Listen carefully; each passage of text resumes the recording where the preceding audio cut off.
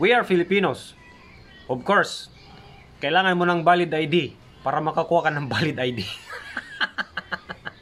We are Filipinos. Of course, kung anong kulay ng aso namin, yun din ang pangalan nila. Whitey, Brownie, Blackie. We are Filipinos.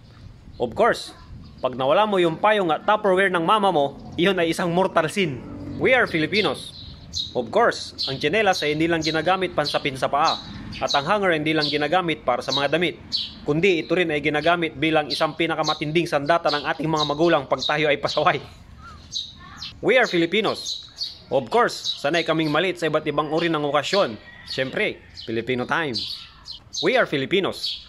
Of course, sasabihin ka ng walang modo, bastos, walang pinag-aralan kapag sinasagot mo ang iyong matatanda sa iyo. Kahit alam mo naman ikaw ay tama. Toxic Filipino culture. We are Filipinos.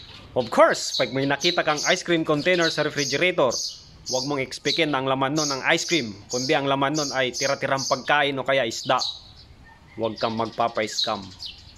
We are Filipinos. Of course, kapag may pumasok na paru-paro sa bahay, sasabihin ka na yung mga magulang na, "Anak, hayaan mo lang. Dumadalaw yan. Si lolo mo yan." We are Filipinos. Of course, hindi lang namin ginagamit ang aming daliri panturo, kundi ginagamit din namin ang aming nguso. Yun. Yan. Muamua, chup-chup. We are Filipinos. Of course, hindi pwedeng mawala dyan ang po at opo. At syempre, ang pagmamano sa mga nakakatanda o kaya sa mga magulang. We are Filipinos. Of course, pag nakasakay ka ng jeep at late ka na, doon din nagpapagas si Manong. Para namang nananadya. We are Filipinos. Of course, pag amoy safeguard ka, tumay ka. We are Filipinos. Of course, ginagawa lang namin yung sabaw yung Milo at kape sa aming mga kanin. O kaya nagbubudbud kami ng gatas. We are Filipinos. Of course, 1 + 1 = Magellan. 2 + 2 is Lapu-Lapu. We are Filipinos. Of course, kahit mainit ang panahon, makakakita ka pa rin ng Pinoy na naka-jacket.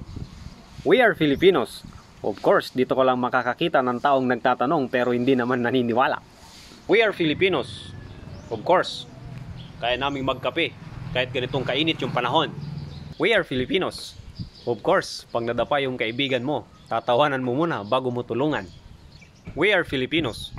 Of course, sinasawsaw namin ang aming mga tinapay sa aming mga kape at ito ay inihigop namin pagkatapos.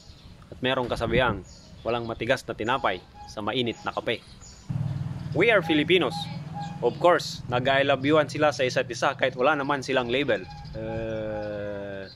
Guilty. We are Filipinos. Of course, maraming takot sa ghost. Pero nafo-fall in love sila sa mga taong nang ghost sa kanila. Oops, sorry.